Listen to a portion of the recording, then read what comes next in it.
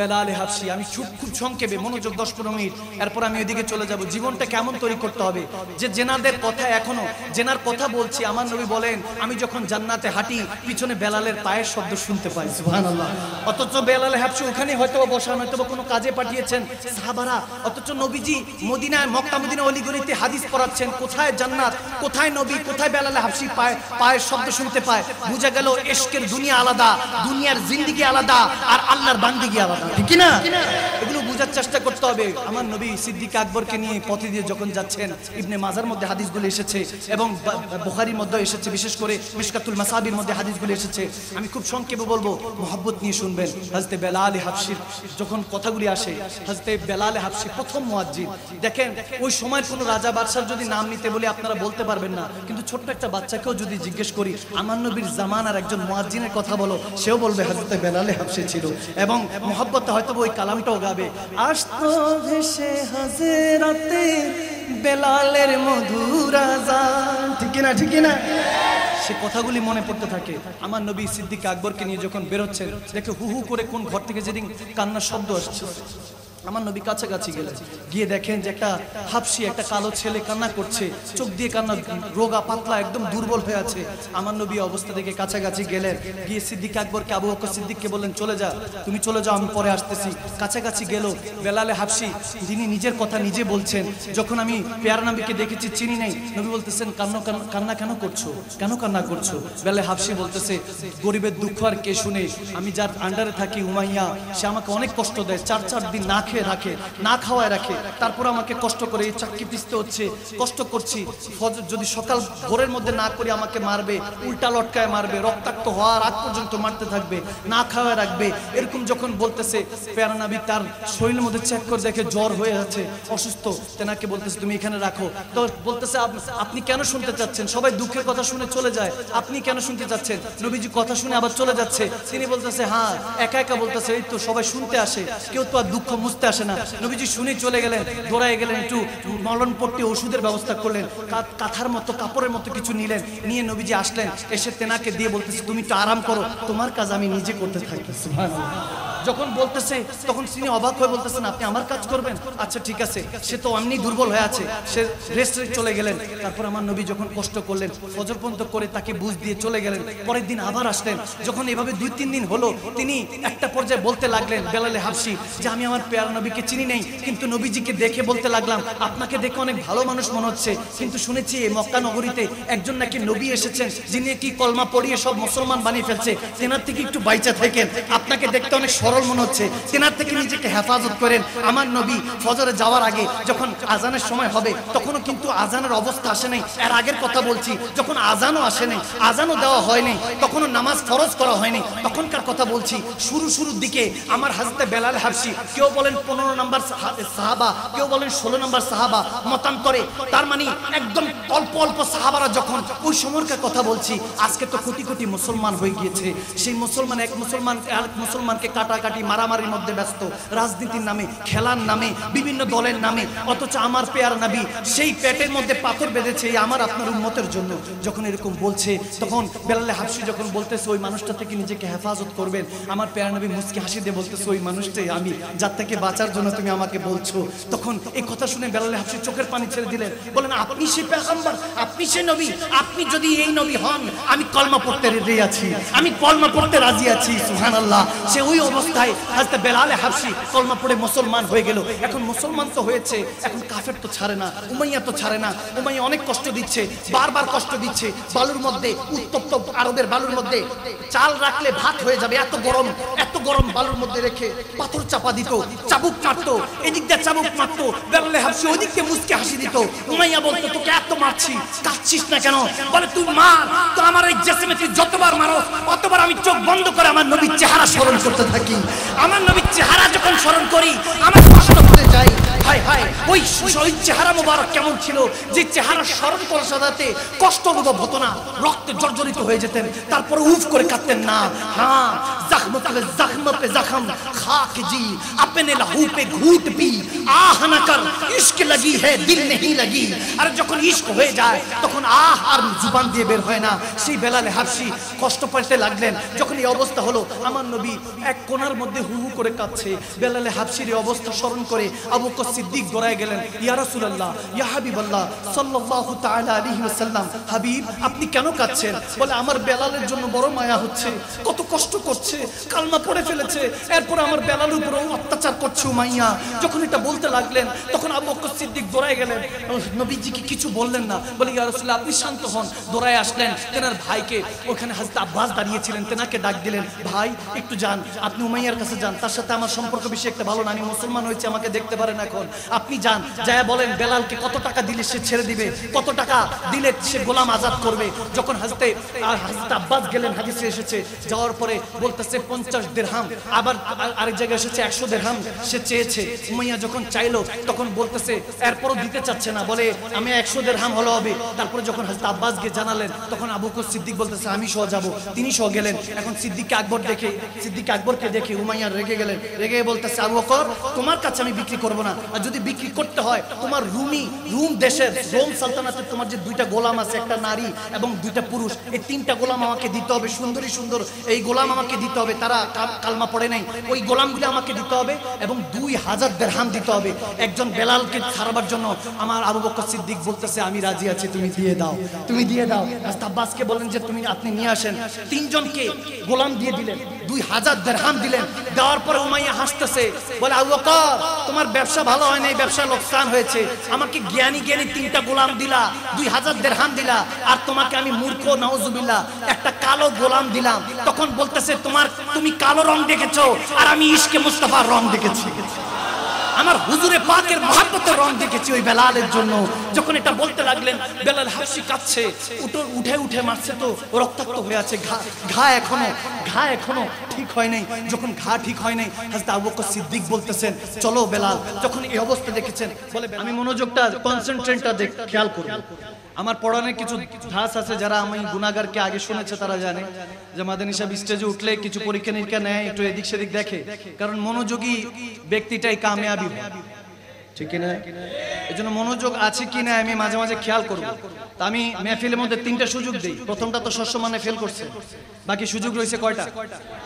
আওয়াজ আসে না কয়টা? একদম পিছনের ভাই বাবারা কয়টা?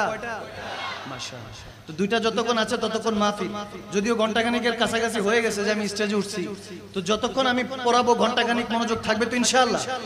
এরপরে মাঝখান দিয়ে কিন্তু আমি হাত 2-1টা তুলবো, যদি পরীক্ষা ফেল করেন তাহলে আস্তালা বিস্তালা, আল্লাহ হাফেজ, খুদা হাফেজ, আর যদি দেখি মনোযোগ আছে তাহলে ফজর।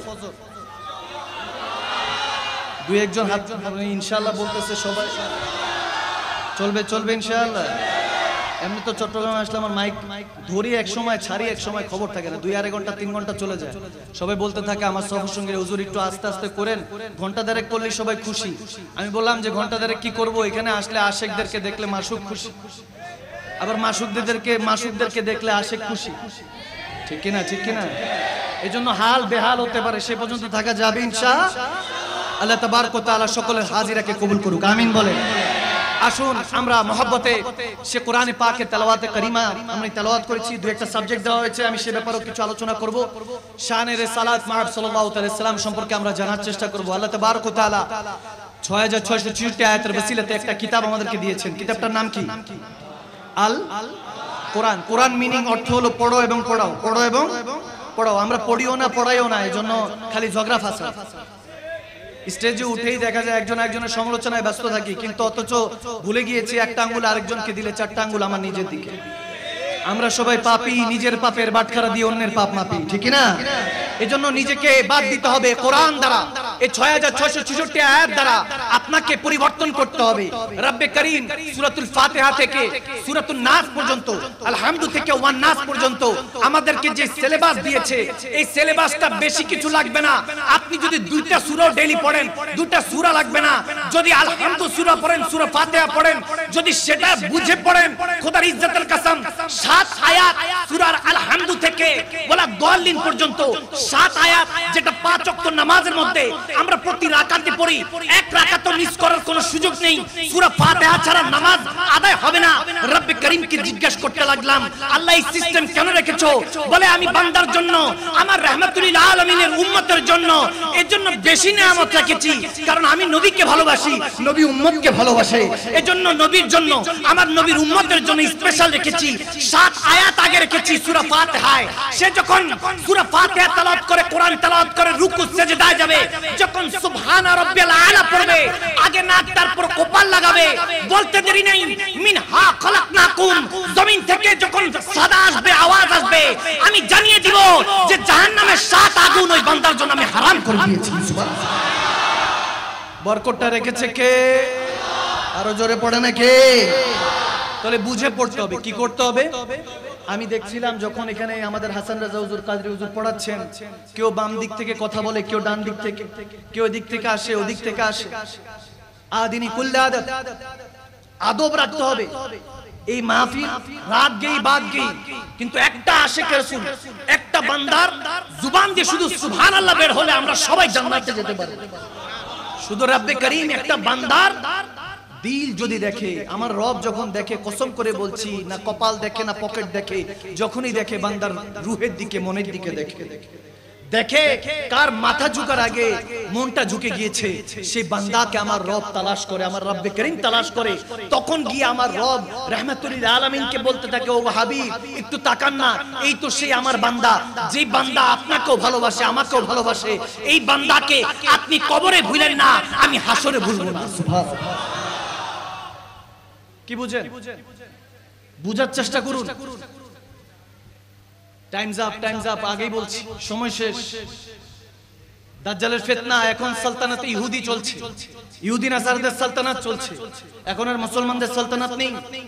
একটা সময় আমরা এই মুসলমানরাই সারা পৃথিবী লিড দিয়েছি, এখন আর এগুলো নেই। এখন আমাদের মুসলমানদের আওলাদরা ইহুদি নাসারাদের কান্ট্রিতে গিয়ে বদলা দেয়, জায়গা জমিন বিক্রি করে রেমিটেন্সের যোদ্ধারা পাড়ি জমায়, বাপ মরে যায়, মা মরে যায়, দেখা যায় স্ত্রী মরে যায়, অসুস্থ বাচ্চা সন্তান, ভাই বোন, বিয়ে শাদী, এটা সেটা কত কিছু হয়, কিন্তু বিদেশে পড়ে আছে, ঈদ নাই, ফিতর নাই, আযা নাই, চলে থাকে, পড়ে থাকে, শুধু পরিবারের মুখে এক ফোঁটা হাসি তোলাবার জন্য, এক ফোঁটা মুখে হাসি ফুটাবার জন্য এভাবেই জীবন যাপন পালন করছে বর্তমান সমাজ। আমরা টাকা পয়সা দুনিয়াদারির মধ্যে এমন ভাবে ইহুদি নাসারা ডুবিয়ে দিয়েছে, পুরুষ মানুষ ইনকাম করে, মহিলা মানুষ কসমেটিক্স এগুলোর নামে খরচ করে। আপনি রমাদানের মধ্যে আল হক বলুন, হক কথা তিতা লাগতে পারে, যার ভালো লাগবে থেকে যাবেন, যার ভালো লাগবে না চলে যাবেন। আমি সওদা দিতে এসেছি, যদি ভালো লাগে খরিদ করে নিয়ে যাবেন, বাসায় নিয়ে মনের এই আলমারিতে রেখে দিবেন, মনের কুটিরিতে রেখে দিবেন, যার ভালো লাগবে না দিয়ে দিবেন। আগামী কালকে আরেক মাহফিল, যেখানে আর সওদা পাবো, আশিকের রাসূল পাবো, সওদা বিক্রি করে দিব। ঝগড়াঝাটির দরকার, আওয়াজ দেন, ঝগড়াঝাটির দরকার। আমি কারো ব্যাপারে আগেও বলি না, পরেও বলি না, কারণ আমার হিসাব হলো আশরাফুল মাখলুকাত, ব্রেন আছে, কে ভালো কে খারাপ বুঝার মতো এখনো জ্ঞান আছে, সবার জ্ঞান আছে মাশাআল্লাহ, আল্লাহ ওই জ্ঞান দিয়ে দিয়েছে। এখন তো ছোট্ট বাচ্চা, পয়দা না হইতে আম্মু মোবাইল দিলে এটা সেটা, হ্যাঁ মোবাইল দিলে তারপরে যায়, তারপরে মুখের মধ্যে খাবার ঢুকে। অথচ আমাদের ঘুম থেকে উঠিয়ে এখনকার আল্ট্রা মা বোনরা যারা আছে, দেখা যায় যে উঠিয়ে আল্লাহ রসুলের নাম নাই, A for apple, B for ball, C for cat, কুত্তা বিলাই শিখায়, ঠিক কিনা? A for apple, B for ball, আপেল আর বল খামু না খেলমু, এটাই তো বুঝি না। অথচ ছিল আলিফ তাল্লা বা তে বাইতুল্লাহ, আগে আল্লাহ তারপর তেনার ঘর, ঠিক কিনা? কত সুন্দর ছিল সূরা তেলাওয়াত, কারণ কোরআন তেলাওয়াত হতো, আমরা ছোটবেলায় শুনতে শুনতে যেতাম। এখন এগুলো সব রাত গেই বাদ গেই, কেন? ওই যে জুবান দিয়ে বলি নুরানি, কিন্তু ভিতরে কাফের বসে আছে। আমাদেরকে এক হতে হবে। যুবকরা বলে হুজুর আমরা তাফারুক চাই না, বিশৃঙ্খলা চাই না, আমরা আল্লাহ রাসূলের সেই প্রেমময় কথাগুলি শুনতে চাই, যেগুলো শুনলে আমাদের দিলের দুনিয়া, রুহের দুনিয়া আবাদ হয়ে যাবে, ঠিক না? আমাদেরকে এক হতে হবে মুসলমান আকীদার সাথে। হুজুরে পাককে চেহারা দেখাতে হবে কবরে গেলে। কসম করে বলছি, এই আজকে আপনি মারা যান, আগামী কালকে আপনাকে কেউ আপনার ঘরে রাখবে না, কিন্তু আপনি কবরে যেতে দেরি হবে না, রাহমাতুল লিল আলামিন আপনাকে ওয়েলকাম জানাতে দেরি হবে না। তিনি আছেন, তিনি আছেন, এগুলো বুঝার চেষ্টা করেন। ইমাম শাফি রাহমাতুল্লাহ আলাইহি, ইমাম আযম ইমাম আবু হানিফা রাহমাতুল্লাহ আলাইহি, লাশ উঠেছে জেলখানা থেকে, কষ্ট করেছেন। ইমাম বুখারী ওনার শহর থেকে ওনাকে বের করে দিয়েছে। হযরত ইমাম শেরে বাংলা বারবার বিষ পান করানো হয়েছে, ওনার উপর অত্যাচার হয়েছে। হযরত খাজা গরিবে নওয়াজ, তেনাকে তো জয়পাল জাদুকর পৃথ্বীরাজ চৌহান কত অত্যাচার করেছেন। তিনি বলতেন যে হুকুম দিয়েছেন আনা সাগরের পানি লোটায় চলে এসেছে, দেখা গিয়েছে বলেছে এটা দেওবন্দের আলেমরাও মানেন, কওমি ঘরানার আলেমরাও মানে যে খাজা মাইনুদ্দিন চিশতি হুকুম দিয়েছেন আনা সাগরের পানি লোটায় চলে এসেছে। অনেকে প্রশ্ন করে যে ইমামে হোসাইনে কারবালা ওই দিন কারবালার ময়দানে কেন পিপাসিত ছিলেন? তিনি যদি ফুরাত নদীর পানিকে ডাক দিতেন আসতে পারতো না? আমি বললাম তেনারা আওলাদের আওলাদ, গোলামের ঘরে গোলাম। খাজা মাইনুদ্দিন চিশতি আজমেরি যিনি আনা সাগরকে যখন হুকুম দিয়েছেন লোটায় পানি চলে আসলো, যদি গোলামের এই অবস্থা হয় সরদার কা আলম क्या होगा? আরে জনাব খাদেমদের যদি এরকম অবস্থা হয়, যেই খাজার হুকুমে আনা সাগরে পানি চলে আসে, জিজ্ঞেস করছো বান্দা সেই খাজা যিনি 90 লক্ষ বেদিনকে কালমা পড়িয়ে মুসলমান বানিয়েছেন, তেনার মাকাম যদি এদিন হয়, তাহলে ইমামে হুসাইনে কারবালা তেনার ডাকা লাগতো না। শুধু শিশু আলী আসগরকে যদি জমিনে রাখতো, ইসমাইল জবিউল্লাহর বাড়িতে, পায়ের বাড়িতে, ছোট ইসমাইল জবিউল্লাহর বাড়িতে, ইমাম হুসাইনের আবা ও আজদাদ দাদা ছিলেন, দাদা পরদাদা বাবা ইব্রাহিম ইসমাইল, যদি তেনার ইসমাইল জবিউল্লাহ ছোট ওই শিশু অবস্থায় পায়ের বাড়িতে আবে জমজম বের হয়, ওদিন আলী আসগরকে জমিনে রাখেন না ইমামে হুসাইন, হয়তো আবে কাউসার বের হয়ে যেত। সুবহানাল্লাহ বলে আল্লাহ।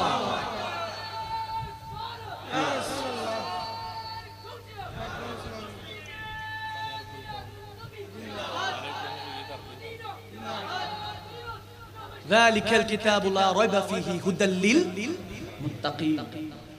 কোরআনে পাকে রব্বে করিম জানে আমরা আপনারা যে কোরআন নিয়ে ঝগড়া করব, আছে কি নাই? আওয়াজ দেন, আছে কি নাই?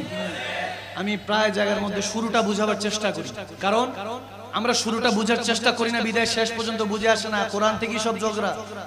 আপনি তুলে দেখেন, তেনারাও কোরআন থেকে দলিল দেয় আমরা কাফের, আমরা মুশরিক, আমরা সেটা এটা, আমরাও দলিল দেই তেনারা সেটা, তেনারা ওটা। আল্লাহ সকলকে হেদায়েত নসিব করুক। বুঝার চেষ্টা করেন কোরআনে পাকে আনা বাশরুম মিসলুকুম, কোরআনে পাকে কুল ইন্নামা আনা বাশরুম মিসলুকুম। হাবিব আপনি বলেন আমি 8-10টা যে তোমরা আছো দাঁড়ায় সবাই তো তোমাদের মতোই মানুষ। কোরআনই আছে, আবার একই কোরআন আছে কাদ জাআকুম মিনাল্লাহি নূরুন ওয়া কিতাবুম মুবিন, আমার আল্লাহ হুজুরকে নূর বানিয়েছে। সুবহানাল্লাহ। কোরআনী ভাষার কোরআনী নূর। আল্লাহ তুমি এত কনফিউশন কেন রেখেছো? তুমি তো বলেছো, তুমি তো কোরআন শুরুতে বলে দিয়েছো যালিকাল কিতাবু লা রাইবা ফীহি হুদাল লিল মুত্তাকিন। এই কোরআনে কোন রকম সন্দেহ, আওয়াজ দেন, সন্দেহ। আপনাদের আওয়াজ যদি কম হয় তাহলে বুঝবো আপনাদের এখনো কোরআনে সন্দেহ আছে। কোরআনে কোনো সন্দেহ আছে? কথাটা কার? কথা কার? আমি মাদানী সাহেবের না আল্লাহ? আল্লাহ শুরুতে জানিয়ে দিচ্ছেন কোনো কনফিউশন নেই, কোনো কন্ট্রাডিকশন নেই। কোরআন নিয়ে কোনো সন্দেহ রাখবে না বান্দা। হুদাল লিল মুত্তাকিন, মুত্তাকিন বান্দাদের কাছে যাওয়ার জন্য হুকুম দিয়েছেন। আমার আপনার জন্য কোরআন আল্লাহ পাঠান নাই, মুত্তাকিনদের জন্য পাঠিয়েছেন। আমি আপনি পড়তে যাব ওই ইউটিউব শরীফ, ফেসবুক শরীফের যাদের থেকে দেখে দেখে শুনে শুনে আমাদের মতো মূর্খ আলেমদের কথা শুনে যদি আপনি কোরআনকে অবজ্ঞা করেন, কোরআনের কোন কথাকে, কাতি আয়াতকে যদি আপনি অবজ্ঞা করেন, সুম্মা মাআযাল্লাহ আপনার ঈমান ওই মুহূর্তে চলে যাবে, যেটা আর কখনো ফিরে আসতে পারবে আল্লাহ না চাইলে কখনো আর পারবে না। জিজ্ঞেস করলাম আল্লাহ তুমি কোরআনের মধ্যে এরকম আয়াতে কারিমা কেন দিলা? এখন আলিফ লাম মিম ইয়াসিন তাহা আল্লাহু রাসূল আলাম। এখন যখন উলামায়ে কেরামদের কাছে জিজ্ঞেস করছি, বলতেছে আল্লাহ রাসূল এগুলোর অর্থ ভালো জানে। বললাম আল্লাহ কোরআন তো সবার জন্যই পাঠিয়েছো, 6666 আয়াত, যদি তুমি এরকম কনফিউশন রাখো, কোথাও তুমি বলতেছো আমি কোনো বেমিসাল, আমার কোনো মিসাল নাই, তখন তুমি আবার এই কোরআনের মধ্যে বলতেছো যে তোমার কোনো মিসাল নাই। যেমন আল্লাহু নূরুস সামাওয়াতি ওয়াল আরদ মিসালিহি, এরকম এসেছে যে আমার নূর এবং আসমানের মধ্যে জমিন আসমানের মাসালান, আমি বলতেছি জমিন আসমানের নূর আমি। এখন আল্লাহ তোমার তো কোনো মিসাল নাই, লাম ইয়ালিদ ওয়া লাম ইউলাদ, তুমি তো কাউকে জন্ম দাও নাই, কারো থেকে জন্ম নাও নাই। এখানে এক জায়গায় তোমার মিসাল আসতেছে, আবার এক জায়গায় বলতেছো আমার কোনো মিসাল নাই। এক জায়গায় তোমার নবীকে তুমি বাশার বলছো, মানুষ বলছো, আরেক জায়গায় তুমি নূর বলছো। আল্লাহ কোনটা মানবো? তাহা, ইয়াসিন, তারপর তুমি বিভিন্ন রকমের আয়াত কারিমা রেখেছো যেগুলোর অর্থ আমরা ঠিকমতো জানি না। এখন ওলামায়ে কেরামরা এগুলো জানেন, আহলে সুন্নাত ওয়াল জামাতের আকাবিরিন যারা আছেন, আমার পাশে যারা বসা কাদরি সাহেব হুজুর কিবলা, ওনারা জানেন। ওনাদের কাছে যা জিজ্ঞেস করলে হয়তো বলতে পারবো, বুঝাতে পারবো যে আয়াতে কারিমার কিছু নিয়ম আকীদা আছে যেগুলোকে রেড জোন বলা হয়। যেমন হরফে মুকাত্তাত, মুতাশাবিহাত, মুহকামাত, কিছু উরফিয়াত আছে যেগুলোকে নিয়ে আকীদা মানানো যাবে না। যেমন ইয়াদুল্লাহি ফাওকা আইদিহিম, আল্লাহর হাতের কথা কোরআনে আছে। এখন হাত মানলে জিসম, জিসম মানলে বডি। এখন সুম্মা মাযাল্লাহ, আমার আল্লাহ তো বডি থেকে, হাত থেকে অনেক উপরে, অনেক ঊর্ধ্বে। জিজ্ঞাসা করলাম আল্লাহ হাতের কথা, ইয়াদুল্লাহ, আল্লাহর হাত, আল্লাহ তোমার হাত দিয়ে কি বুঝানো হয়েছে? ইমামগণরা শিখাচ্ছেন, উলামায়ে কেরামরা আমাদেরকে শিখাচ্ছেন যে এই হাত দিয়ে আমাদেরকে আল্লাহ বুঝাতে চেয়েছেন আল্লাহর হেফাজত, আল্লাহর হাত নয়। এখন জিজ্ঞেস করলাম আল্লাহ এরকম কনফিউশন কেন রেখেছো? তখন আমার রব্বে করিম ডাক দিয়ে বলতেছে তোমাকে আগে হুদাল লিল মুত্তাকিন, মুত্তাকিনদের কাছে যেতে হবে, তোমাকে গৌসে আজম দস্তগীরের কাছে যেতে হবে, তোমাকে আলা হযরত ইমাম আহমদ রাজার চৌখারে যেতে হবে, গৌসে মজবান্ডারের কাছে যেতে হবে, শাহনশাহ ইমাম রাব্বানি কদমে যেতে হবে, শাহনশাহ সিরিকোটের কদমে যেতে হবে, ওলি আল্লাহর কদমে যাও। যখন ওলি আল্লাহর কদমে গেলাম, যারা আলা ইন্না ওলি আল্লাহ লা খাউফুন আলাইহিম ওয়া লা হুম ইয়াহজানুনের মালিক, যাদের অতীতের গুনার ভয় নাই, ভবিষ্যতের জাহান্নামে যাওয়ার ভয় নাই, যাদেরকে আল্লাহ বলতেছে তাদের কোনো খৌফ নাই, তারা আমার বন্ধু। কারণ কেন? তারা দুনিয়ার কাউকে ভয় করে না, একমাত্র রব্বে করিম রহিমকে ভয় করে, আমার রবকে যারা জান ও মাল দিয়ে ভয় করে। আল্লাহ তাবারক ওয়া তাআলাকে যারা হাসিল করে ফেলেছেন তাদের কাছে যাওয়ার কথা বলেছে। যখন তেনাদের কাছে যেতে লাগলাম তখন তেনারা আমাদেরকে শিখাতে লাগলেন যালিকাল কিতাব, এটা সেই কিতাব যার মধ্যে কোনো সন্দেহ নাই। জিজ্ঞেস করলাম আল্লাহ ওলিদেরকে এই কিতাব তো ছিলই না। আমার নবী যখন আল্লাহু নূরুস সামাওয়াতি ওয়াল আরদ এরকম ভাবে যখন কোরআনে আর আয়াতগুলি আরশ থেকে নাজিল হচ্ছে জমিনে, যখন লৌহে মাহফুজ থেকে জমিনে আল্লাহ পাঠাচ্ছেন ইকরা বিসমি রাব্বিকাল্লাযী খালাক, আয়াত কারিমাগুলি যখন আসতেছে তখন আমার নবী জুবান দিয়ে বলছেন, কেউ লিখে রাখতেছে কলা গাছ পাতায়, কেউ চামড়ার মধ্যে, কেউ মুখস্থ রাখতেছে, হাফজ করছে। আমার নবীর পর্দার পরে, ইন্তেকালের পরে, জাহিরি পর্দার পরে যখন হুকুম দিলেন আবু বকর সিদ্দিক, তেনার হুকুমে হযরত ওসমান গনি শেরে খুদ আলী সহ হাফেজ কোরআনরা এটা একত্রিত করেছে, 4 খাতা করা হয়েছে কিতাব, তারপরে এটা সারা পৃথিবীতে ছড়ানো হয়েছে। এর আগে তো কিতাব ছিলই না। জিজ্ঞেস করলাম আল্লাহ তুমি বলতেছো এটা সেই কিতাব যে কিতাবে কোনো সন্দেহ নাই, অথচ এই কিতাব তো ছিলই না। তখন আল্লাহর ওলিদের কাছে যাওয়া শুরু করলাম। ওলি আল্লাহরা ডাক দিয়ে বলতেছে নাদান বান্দা, বুঝছস নাই যখন রব্বে করিম লৌহে মাহফুজ থেকে কোরআন পাঠাচ্ছে দুনিয়া ল হয়ে যেত, আসমান জমিন না করেছে আল্লাহ আমরা সহ্য করতে পারবো না কোরআনের তাজাল্লি। ওই কোরআন যে সিনায় নাজিল করা হয়েছে তিনি বলতেছেন, তেনার দিকে তাকিয়ে বলতেছেন যালিকাল কিতাব, এটা সেই নবী আমার আল্লাহ শিখাচ্ছেন লা রাইবা ফিহি, নবীর মধ্যে কোনো সন্দেহ তালাশ করিস না, আমার নবীকে তোদের কাছে পাঠিয়েছি, তেনার ঈদ মিলাদুন নবী পেয়ে খুশি উদযাপন কর, তেনাকে মহব্বত কর। আর তেনাকে যারা মেনেছে, আমার নবী যাদেরকে মানতে বলেছে তাদেরকে মানতে থাক, কোরআনের ফয়েজ ও বরকত তোর কাছে যেতে থাকবে। যখন নবীর সাথে নবী সিনা টু সিনা ফানাফির রাসূল হয়ে যাবে তখন আমার নবী পর্দা সরিয়ে দিবে, বান্দা তোর সাথে আমার নবী দেখা করবে। যখন নবীকে দেখবি মান রানি ফাকাত জাল হক, নবীকে যখন দেখবি নবী হলো খোদা দেখার আয়না, নবীকে দেখলেই আমার রবকে দেখার সুযোগ হয়ে যাবে, সিজদা দিতে দেরি হবে না। আসসালাতু মিরাজুল মুমিনিন, নামাজ তোর জন্য মুমিন মেরাজ হয়ে যাবে। যেমনি ভাবে সমস্ত পর্দা উঠিয়ে আমার হাবিবের সাথে দিদার দিয়েছি, তেমনি ভাবে নামাজের সিজদা যখন যাবি সুবহান রাব্বিল আলা বলতে দেরি হবে না, আমি ৭০,০০০ পর্দা সরিয়ে আমি রব তোর বান্দার সাথে দেখা করার জন্য চলে আসবো। সুবহান আল্লাহ।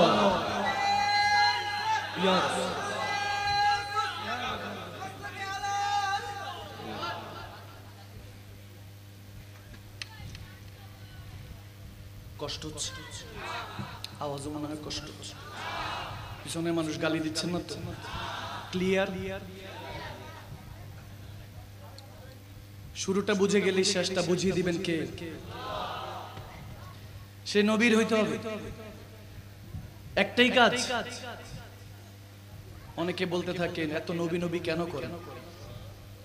আমি মাঝে মাঝে বলি ছোড় ইয়ার, তুই সমঝেগা নি, বাদ দে ভাই, তুই বুঝবি, আওয়াজ দে না, তুই বুঝবি। আমরা এই জন্য করি, সন্তানের মায়ের প্রতি একটু মায়াটা বেশি থাকে। তো বাবা অনেকটা আল্লাহর সুন্নতে থাকে, মা অনেকটা নবীর সুন্নতে থাকে, ঠিক কিনা? আল্লাহ তাবারক ওয়া তাআলা এইভাবেই সমস্ত কিছু সাজিয়েছেন, গুছিয়েছেন। আপনাকে এগুলো বুঝতে হবে, খুঁজতে হবে। আপনি নবীকে যদি না ভালোবাসেন তাহলে আপনি কাকে ভালোবাসেন? যে নবী এই মুহূর্তে আপনার জন্য রাব্বি হাবলু উম্মতি বলে কাঁদছে। দেখেন, আপনাদের কষ্ট না হলে আমি কিছু হাদিসে মুবারাকা তেলাওয়াত করব। আপনাদের কি কষ্ট হচ্ছে বাবা? চলবে নাকি মোটামুটি ঘন্টাখানিক? আমি তো খেয়ালই করিনি, 12টা 20-এ উঠছি, এখন তো 1:40। 20-25 মিনিট তো আমি স্টেজে বসা, কারণ হুজুর খেতাবাত করেছেন। এর মধ্যে এখন প্রায় 1:45-র কাছাকাছি। কি ছেড়ে দিব না চলবে? আমি কিন্তু এখনো ওয়াজ শুরু করিনি। চলবে বললে কিন্তু ফজর পর্যন্ত বসা রাখবো। আসনি আসনি, কে কে নাই দেখি হাত তুলেন। মনোযোগ আছে আছে না? ঠিক আছে, তাহলে পড়ায় মজা আছে, ঠিক না?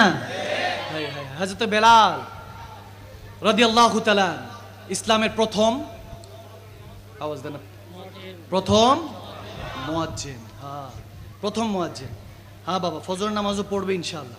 কারণ সাহাবায়ে রাসূলদের আকীদাত আমরা ভুলে গিয়েছি, তাজকিরা ভুলে গিয়েছি। যখন সাহাবায়ে রাসূলদের তাজকিরা হবে, আলোচনা হবে, সাহাবায়ে রাসূলদের ত্যাগ তিতিক্ষার কথা, স্যাক্রিফাইস কোরবানির কথা আলোচনা হবে, দেখবেন দিলটা মদিনার আয়না হয়ে যাবে, ঠিক না?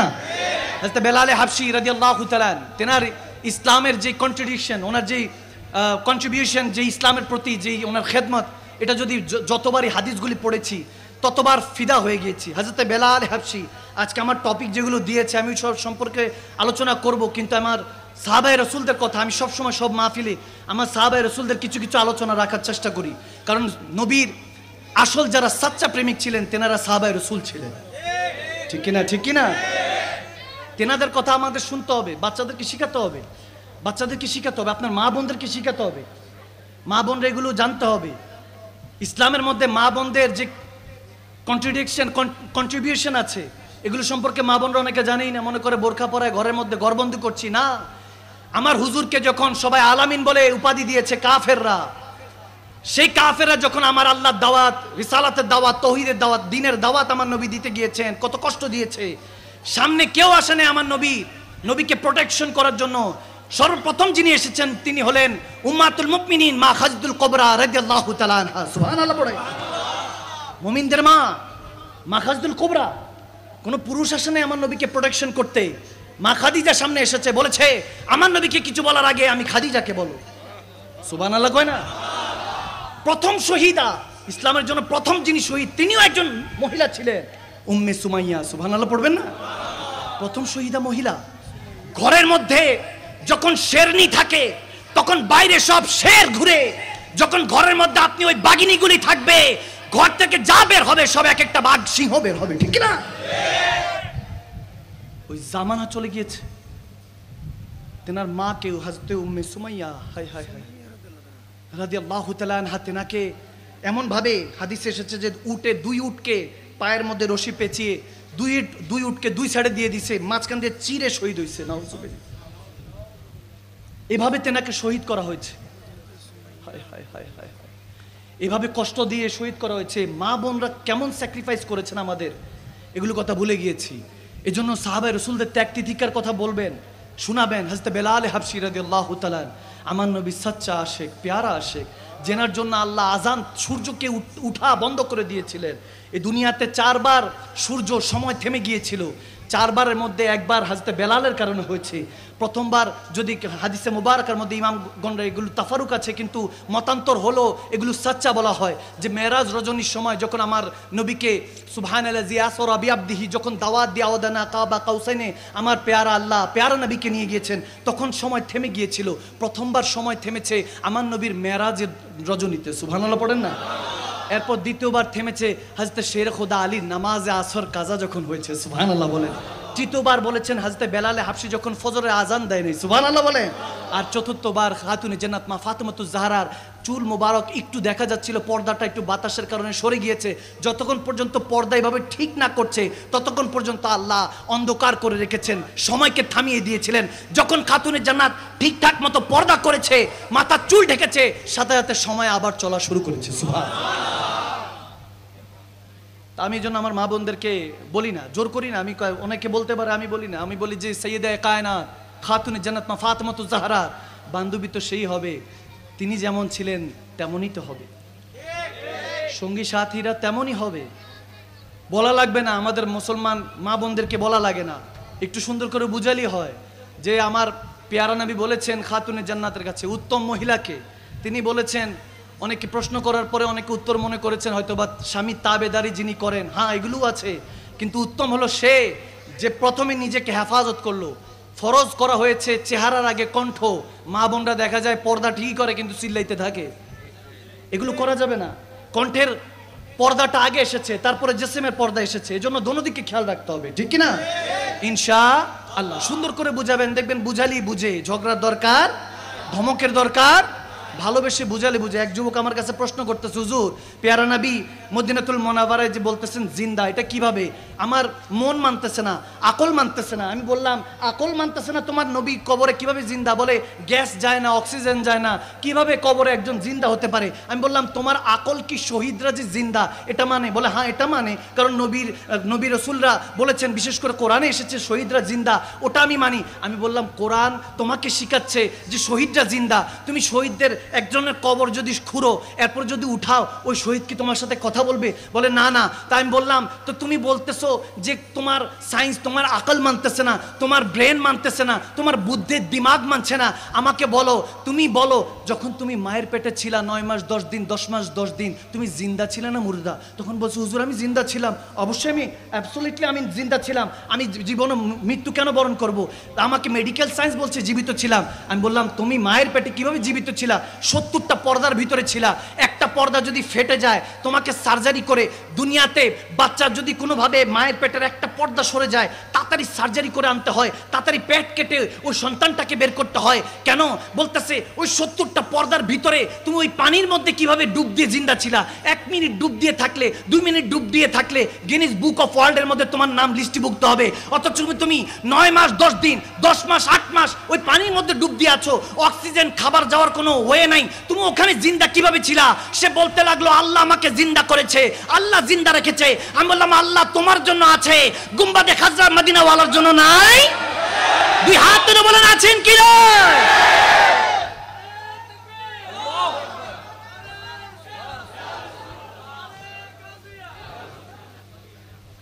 মাশাআল্লাহ মাশাআল্লাহ। তো যখন বলতেছি তখন তার চেহারা চেঞ্জ হয়ে গেল। আমি বললাম এটা আকলের বিষয় না, এটা মনের বিষয়। নবী জিন্দা না মুর্দা এটা আকলের বিষয় না, এটা মনের বিষয়, ইমানের বিষয়, ঠিক কি না? তো ভাইয়ের আমার, রাত অনেক হয়ে গিয়েছে, আমি লেট করব না। আমাকে কমিটি থেকে জানানো হয়েছে এটা আবাসিক এলাকা, মেবি আমরা ওই জজবায় কথাবার্তা বা আলেমী দিনরা, আমরা সুন্নি মুসলমান একটু জজবায় চলে যাই, এই জন্য পেয়ারা নবীর নাম নিলে ভিতরের মধ্যে দাউ দাউ করে উঠে আগুনটা, ইশকের আগুনটা দাউ দাউ করে উঠে। আবার যখন ওলামায়ে কেরামদেরকে সাথে পাই তখন মনে হয় যেন রসুলে পাকের সিংহরা যেহেতু আছে, সিংহর বাচ্চারাও তো আছে, আওয়াজ দেয় না ঠিক কিনা? সিংহর বাচ্চাও সিংহ, কামড় দিয়ে কল্লা নিয়ে যাবে, টের পাবা না। এই জন্য সবসময় সুন্নি ঘরানা যারা আলেমী দিন আছেন মহাব্বত করবেন, ভালোবাসবেন, সমস্ত মমিনকে ভালোবাসবে, এটাই হলো মমিনের লক্ষণ, ঠিক কিনা? শুধু মুসলমান তো নয়, বিধর্মীকেও ভালোবাসতে হবে, এটাই আমার নবীর আদর্শ। সুবহানাল্লাহ পড়বেন না? হযরত বেলাল হাবশী। আমি খুব সংক্ষেপে, মনোযোগ 10-15 মিনিট, এরপর আমি ওইদিকে চলে যাব। জীবনটা কেমন তৈরি করতে হবে যে জেনাদের কথা, এখনো জেনার কথা বলছি। আমার নবী বলেন আমি যখন জান্নাতে হাঁটি পিছনে বেলালের পায়ের শব্দ শুনতে পাই। সুবহানাল্লাহ। অথচ বেলাল হাবশী ওখানে হয়তো বসান, হয়তো কোনো কাজে পাঠিয়েছেন সাহাবারা, অথচ নবীজি মদিনায়, মক্কা মদিনা অলিগলিতে হাদিস পড়াচ্ছেন, কোথায় জান্নাত, কোথায় নবী, কোথায় বেলাল হাবশী পায়ের শব্দ শুনতে পায়। বুঝা গেল ইশকের দুনিয়া আলাদা, দুনিয়ার জিন্দেগি আলাদা, আর আল্লাহর বান্দেগি আলাদা, ঠিক কি না? এগুলো বোঝার চেষ্টা করতে হবে। আমার নবী সিদ্দিক আকবরকে নিয়ে পথে দিয়ে যখন যাচ্ছেন, ইবনে মাজার মধ্যে হাদিসগুলো এসেছে এবং বুখারীর মধ্যে এসেছে, বিশেষ করে মিশকাতুল মাসাবির মধ্যে হাদিসগুলো এসেছে। আমি খুব সংক্ষেপে বলবো, মুহাব্বত নিয়ে শুনবেন। হযরত বেলাল হাবশির যখন কথাগুলি আসে, হযরত বেলাল হাবশি প্রথম মুয়াজ্জিন। দেখেন ওই সময় কোন রাজা বাদশার যদি নাম নিতে বলি আপনারা বলতে পারবেন না, কিন্তু ছোট্ট একটা বাচ্চাকেও যদি জিজ্ঞেস করি আমার নবীর জামানার একজন মুয়াজ্জিনের কথা বলো, সেও বলবে হযরত বেলাল হাবশি ছিল। এবং মুহাব্বতে হয়তো ওই কালামটাও গাবে, আসতো ভেসে হাজরাতে বেলালের মধুর আযান, ঠিক না? ঠিক না? সে কথাগুলি মনে পড়তে থাকে। আমার নবী সিদ্দিক আকবরকে নিয়ে যখন বেরোচ্ছেন, দেখে হু হু করে কোন ঘর থেকে যেদিন কান্নার শব্দ আসছে। আমার নবী কাছাকাছি গেলেন, গিয়ে দেখেন যে একটা হাবশি, একটা কালো ছেলে কান্না করছে, চোখ দিয়ে কান্না, রোগা পাতলা, একদম দুর্বল হয়ে আছে। আমার নবী অবস্থা দেখে কাছাকাছি গেলেন, গিয়ে সিদ্দিক আকবরকে, আবু বকর সিদ্দিককে বললেন, চলে যা, তুমি চলে যাও, আমি পরে আসতেছি। কাছাকাছি গেল বেলালে হাবশি, তিনি নিজের কথা নিজে বলছেন, যখন আমি পেয়ারা নবীকে দেখেছি চিনি নাই। নবী বলতেছেন, কান্না কেন করছো, কেন কান্না করছো? বেলালে হাবশি বলতেছে, গরিবের দুঃখ আর কে শুনে, আমি যার আন্ডারে থাকি উমাইয়া, সে আমাকে অনেক কষ্ট দেয়, 4 দিন না খেয়ে রাখে, না খাওয়ায় রাখে, তারপর আমাকে কষ্ট করে এই চাকরি পিছতে হচ্ছে, কষ্ট করছি। যদি সকাল ভোরের মধ্যে না করি আমাকে মারবে, উল্টা লটকায় মারবে, রক্তাক্ত হওয়ার আগ পর্যন্ত মারতে থাকবে, না খাওয়ায় রাখবে। এরকম যখন বলতেছে, প্যারা নবী তার শরীরের মধ্যে চেক করে দেখে জ্বর হয়ে আছে, অসুস্থ। তেনাকে বলতেছে, তুমি এখানে রাখো। তো বলতেছে, আপনি কেন শুনতে চাচ্ছেন? সবাই দুঃখের কথা শুনে চলে যায়, আপনি কেন শুনতে চাচ্ছেন? নবীজি কথা শুনে আবার চলে যাচ্ছে। তিনি বলতেছে, হ্যাঁ, একা একা বলতেছে, এই তো সবাই শুনতে আসে, কেউ তো আর দুঃখ মুছতে আসে না। নবীজি শুনে চলে গেলেন, দৌড়ায় গেলেন, একটু মলনপট্টি ওষুধের ব্যবস্থা করলেন, কাঁথার মতো কাপড়ের মতো কিছু নিলেন, নিয়ে নবীজি আসলেন, এসে তেনাকে দিয়ে বলতেছে, তুমি একটু আরাম করো, তোমার কাজ আমি নিজে করতে থাকি। সুবহানাল্লাহ। যখন বলতেছে তখন তিনি অবাক হয়ে বলতেছেন, আপনি আমার কাজ করবেন? আচ্ছা ঠিক আছে, সে তো এমনি দুর্বল হয়ে আছে, সে রেস্টে চলে গেলেন। তারপর আমার নবী যখন কষ্ট করলেন, ফজর পর্যন্ত করে তাকে বুঝ দিয়ে চলে গেলেন। পরের দিন আবার আসলেন, যখন এভাবে 2-3 দিন হলো, তিনি একটা পর্যায়ে বলতে লাগলেন বেলালে হাবশি যে, আমি আমার পেয়ারা নবীকে চিনি নেই, কিন্তু নবীজিকে দেখে বলতে লাগলাম, আপনাকে দেখে অনেক ভালো মানুষ মনে হচ্ছে, কিন্তু শুনেছি এই মক্কা নগরীতে একজন নাকি নবী এসেছেন, যিনি কি কলমা পড়িয়ে সব মুসলমান বানিয়ে ফেলছে, তেনার থেকে একটু বাইচা থাকেন, আপনাকে দেখতে অনেক সরল মনে হচ্ছে, তেনার থেকে নিজেকে হেফাজত করেন। আমার নবী ফজরে যাওয়ার আগে যখন আজানের সময় হবে, তখনও কিন্তু আজানের অবস্থা আসে নাই, এর আগের কথা বলছি, যখন আজানও আসে নাই, আজানও দেওয়া হয়নি, তখনও নামাজ ফরজ করা হয়নি, তখনকার কথা বলছি। শুরুর দিকে আমার হযরত বেলাল হাবশি, কেউ বলেন 15 নম্বর সাহাবা, কেউ বলেন 16 নম্বর সাহাবা, মতান্তরে, তার মানে একদম অল্প অল্প সাহাবারা যখন, ওই সময়কার কথা বলছি। আজকে তো কোটি কোটি মুসলমান হয়ে গিয়েছে, সেই মুসলমান এক মুসলমানকে কাটাকাটি মারামারির মধ্যে ব্যস্ত, রাজনীতির নামে, খেলার নামে, বিভিন্ন দলের নামে, অথচ আমার পেয়ার নবী সেই পেটের মধ্যে পাথর বেঁধেছে আমার আপনার উম্মতের জন্য। যখন এরকম বলছে, তখন বেলালে হাবশি যখন বলতেছে ওই মানুষটা থেকে নিজেকে হেফাজত করবেন, আমার পেয়ার নবী মুচকি হাসি দিয়ে বলতেছে, ওই মানুষটাই আমি, যার থেকে বাঁচার জন্য তুমি আমাকে বলছো। তখন এই কথা শুনে বেলালে হাবশি চোখের পানি ছেড়ে দিলেন, বলেন, আপনি সেই পেগম্বর, আপনি সেই নবী, আপনি যদি এই নবী হন, আমি কলমা পড়তে রেডি আছি, আমি কলমা পড়তে রাজি আছি। সুবহানাল্লাহ। সে ওই অবস্থায় হযরত বেলালে হাবশি কলমা পড়ে মুসলমান হয়ে গেল। এখন মুসলমান তো হয়েছে, এখন কাফের তো ছাড়ে না, উমাইয়া তো ছাড়ে না, উমাইয়া অনেক কষ্ট দিচ্ছে, বারবার কষ্ট দিচ্ছে। বালুর মধ্যে, উত্তপ্ত আরবের বালুর মধ্যে চাল রাখলে ভাত হয়ে যাবে, এত গরম বালুর মধ্যে রেখে পাথর চাপা দিত, চাবুক মারতো, এদিক দিয়ে চাবুক মারতো, বেলালে হাবশি ওদিক দিয়ে মুচকি হাসি দিত। উমাইয়া বলতো, তোকে এত মারছি, কাঁদছিস না কেন? বলে, তুই মার, তো আমার এই জিসমে তুই যতবার মারো অতবার আমি চোখ বন্ধ করে আমার নবীর চেহারা স্মরণ করতে থাকি। আমার নবীর চেহারা যখন স্মরণ করি আমার কষ্ট হতে যায়। হায় হায়, ওই চেহারা মোবারক কেমন ছিল, যে চেহারা স্মরণ করার সাথে কষ্ট অনুভব হতো না, রক্তে জর্জরিত হয়ে যেতেন, তারপরে উফ করে কাঁদতেন না। হ্যাঁ, জখম পে জখম খাক জি, আপনে লাহু পে ঘুট পি, আহ না কর, ইশক লাগি है दिल नहीं लगी। আর যখন ইশক হয়ে যায় তখন আহ আর জুবান দিয়ে বের হয় না। সেই বেলালে হাবশি কষ্ট পেতে লাগলেন। যখন এই অবস্থা হলো, আমার নবী এক কোণার মধ্যে হু হু করে কাঁদছে।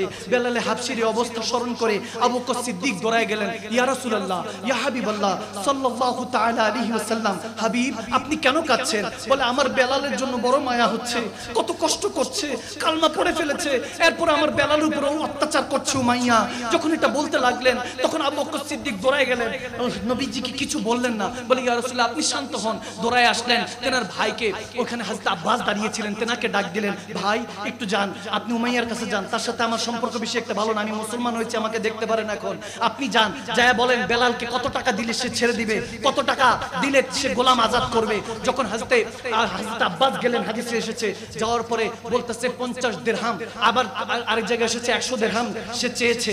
উমাইয়া যখন চাইলো তখন বলতেছে, এরপরও দিতে চাচ্ছে না, বলে আমি 100 দিরহাম হলো হবে। তারপরে যখন হযরত আব্বাস কে জানালেন তখন আবু বকর সিদ্দিক বলতেছে আমি সহ যাব, তিনি সহ গেলেন। এখন সিদ্দিক আকবরকে দেখে উমাইয়া রেগে গেলেন, রেগে বলতেছে আবু বকর তোমার কাছে আমি বিক্রি করব না, আর যদি বিক্রি করতে হয় তোমার রোম দেশের রোম সালতানাতের তোমার যে 2টা গোলাম আছে, একটা নারী এবং 2টা পুরুষ, এই 3টা গোলাম আমাকে দিতে হবে, সুন্দরী সুন্দর এই গোলাম আমাকে দিতে হবে, তারা কালমা পড়ে নাই, ওই গোলামগুলো আমাকে দিতে হবে এবং 2000 দিরহাম দিতে হবে একজন বেলালকে ছাড়বার জন্য।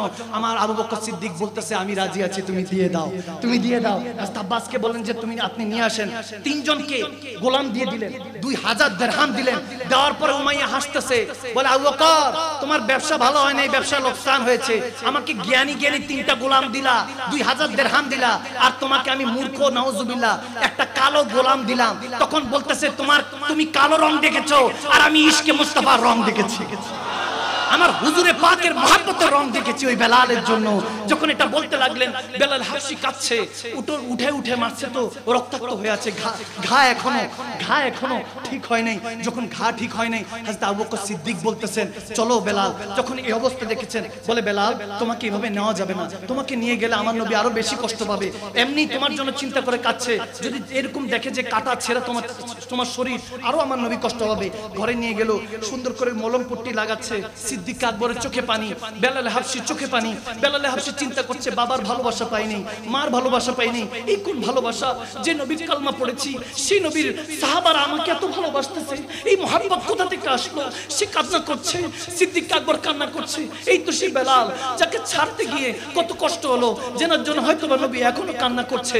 যখন এগুলো ভাবতে লাগলেন মলম পট্টি করলেন, বেলালকে সুন্দর করে গোসল দেওয়ালেন, সুন্দর কাপড় পরিধান করালেন। যখন সাথে সাথে নিয়ে যাচ্ছেন আবু বকর সিদ্দিক, আমি আর ওই জায়গাটার মধ্যে হারিয়ে যাই যে কত সুন্দর নাজারা। যখন বেলালে হাফসি সমস্ত শ্রেষ্ঠ পৃথিবীতে যত মুয়াজ্জিন আছে, আমার নবী বলেন সমস্ত মুয়াজ্জিন ওদিন বেলালে হাফসির নেতৃত্বে জান্নাতে প্রবেশ করবে, সুবহানাল্লাহ।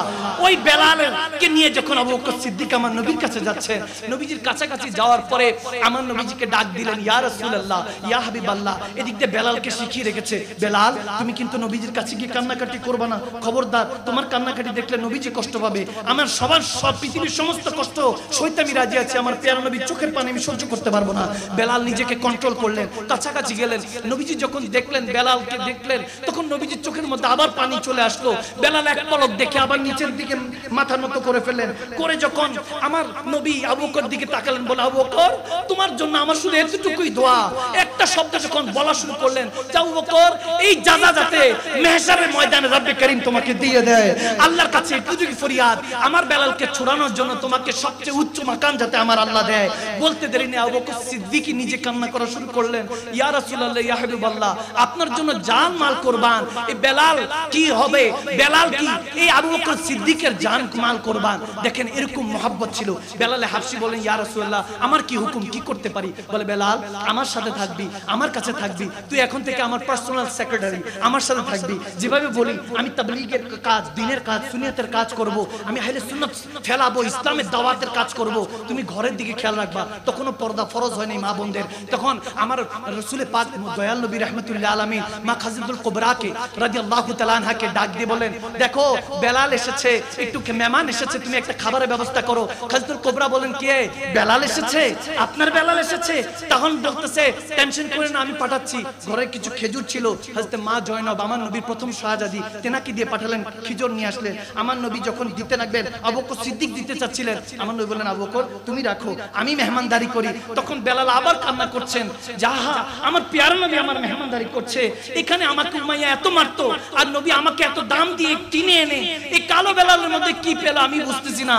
হায় হায়, সেই নবী কেমন প্যারা নবী, আপনার আমার নবী, যিনি এখনো রব্বি হাবলুম উম্মতি বলে মদিনাতুল মুনাওয়ারায় কান্না করছেন যে আমার গুনাহগার উম্মতকে আল্লাহ তুমি ক্ষমা করে দিও। সেই নবী একমাত্র আপনাকে আমাকে ভালোবাসে, সেই রাব আমাকে আপনাকে শুধু ভালোবাসে, দুনিয়ার কেউ আপনাকে ভালোবাসে না। যতক্ষণ পকেটের মধ্যে ফুলুস আছে আপনার নামে ততক্ষণ জুলুস হবে, খোদার ইজ্জতের কসম। ফুলুস শেষ, ক্ষমতা শেষ, বিছানায় পড়ে যাবেন।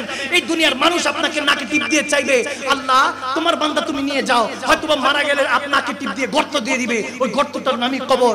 অথচ আমার আপনার জন্য রব্বি কারীম এখন এই সুন্নিয়তের রাস্তা, ইসলামের রাস্তাটা খোলা রেখেছে। রাত হয়ে যাবে, রাত পাড়ি দিয়ে দিব, আগামীকাল কে বাঁচি কে মরি জানি না, কিন্তু আজকে থেকে যদি ওয়াদা করে উঠতে পারি বাঁচবো আমার নবীর জন্য, জিন্দা থাকবো আমার নবীর জন্য, যদি মরতে হয় নবীর জন্য, আল্লাহর জন্য জিন্দেগি এবং বান্দিগি চাবো, শাহাদাত চাইবো, তাহলে দেখবেন আপনার দিলে দুনিয়াটা আবাদ হয়ে গিয়েছে। বেলালে হাবশী ভাবে খেদমত করতে লাগলেন। এমন হয়েছে, এমন হাদিস এসেছে, মা খাদিজাতুল কুবরা যখন কাজ করতেন, বেলালে হাবশী সব কাজ শেষ করে এসে বলতেন আম্মা কোনো কি কাজ আছে আমি বেলালের জন্য? বলে বেলাল কাজ সব শেষ, কিন্তু একটা একটা করে খোঁজ নিতেন, রুটি চাকা হয়েছে, রুটির চাকা কি ঘুরানো হয়েছে? বলে হ্যাঁ। বলে কি বকরির দুধ কি বার করা হয়েছে? বলে হ্যাঁ হয়েছে।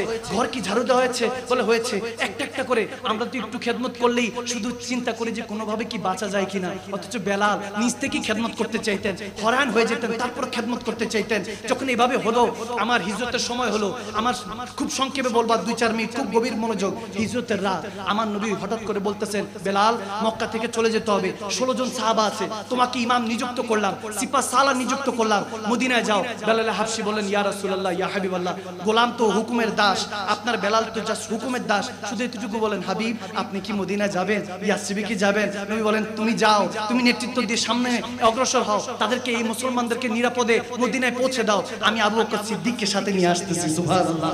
যখন বেলালে হাবশী পৌঁছে দিলেন, এরপরে মদিনার বর্ডারের মধ্যে দাঁড়িয়ে আছেন, সবাই জিজ্ঞেস করতেছে বেলাল এখানে কি করিস? বলে আমার কামলিওয়ালা নবী আমার কাছে বলেছে মদিনাওয়ালা কামলিওয়ালা নবী মক্কা থেকে মদিনা আসবে, অপেক্ষা করছি। গোলাম তো মনিবের অপেক্ষায় থাকে, এছাড়া কোনো কাজ নাই। যখন কামলিওয়ালা নবী আসলেন, এরকমও হাদিসে আসছে যে আমার নবী, প্যারা নবী, রাহমাতুল লিল আলামিন নবী বেলালকে যখন প্রথম আসছেন তখন নতুন নতুন করে আজানের বিষয়টা আসছে যে ইয়া রাসূলুল্লাহ ইয়া হাবিবাল্লাহ কিভাবে আজান দিব, কি আগুন ধরাবো যাতে সবাই বুঝে এখন আজানের নামাজের সময় হয়েছে, নাকি দোল তবলা বা দফ বাজাবো? তখনকার জামানায় দফ ছিল, যেটা দিয়ে তলা আইল বাদরু আলাইনা পড়েছিলেন না নবীর ইস্তেকবালে, যে দফ বাজাবো নাকি আগুন জ্বালাবো, কি করব? নবীজি বললেন আজকে রাতটা অপেক্ষা করি, দেখি আল্লাহ থেকে কোনো আমাদের হুকুম আসে কিনা। হযরত ফারুক আযম ওমর ইবনুল খাত্তাব রাদিয়াল্লাহু তাআলা এবং আব্দুল্লাহ ইবনে যায়েদ রাদিয়াল্লাহু তাআলা এবং মতান্তরে অনেক হাদিস এসেছে, প্রায় 1400 সাহাবী এট এ টাইমে আজকে যে আমরা আযান দিচ্ছি এটা স্বপ্নের মধ্যে পেয়েছেন। সুবহানাল্লাহ।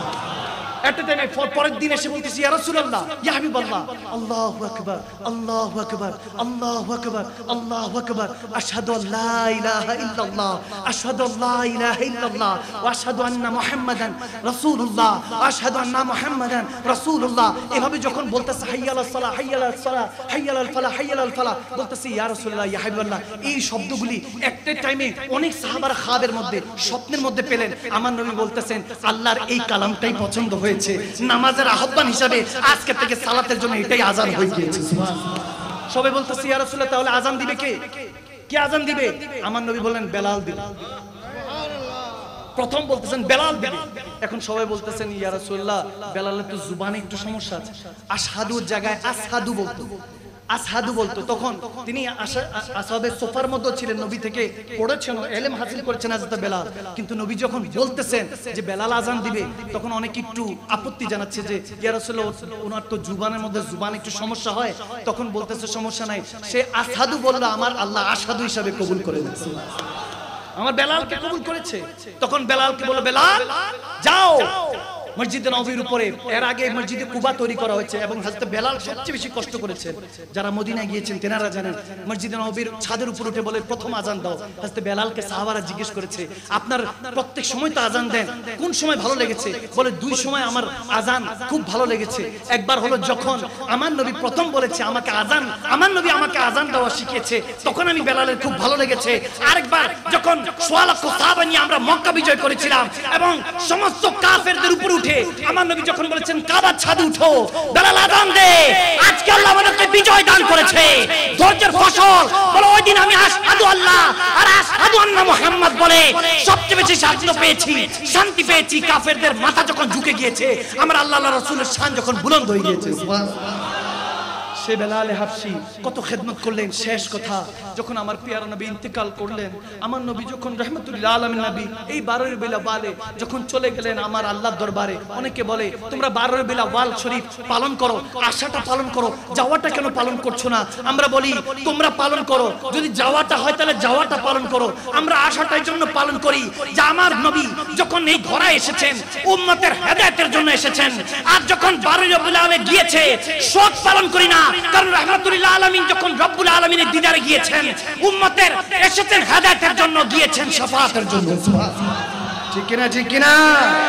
আমরা আশাটা পালন করি উম্মতের হিসাবে, আর আল্লাহ যাওয়াটা পালন করতেছে, ওটা তো আমার আল্লাহ আল্লাহ রাসূলেরটা চলতেছে। বান্দা আমরা আশাটা খুশি উদযাপন করছি, যখন শেষ সবাই কাচ্ছে, সবাই কাচ্ছে, আমার নবী তো আর নেই।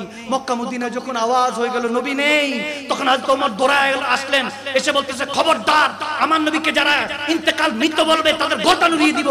আবু বকর সিদ্দিক হযরত ওমর কাঁদে বললেন ভাই কিছু বলো না, আমার নবী সত্যি সত্যি চলে গিয়েছে। তিনি ভেঙে পড়লেন।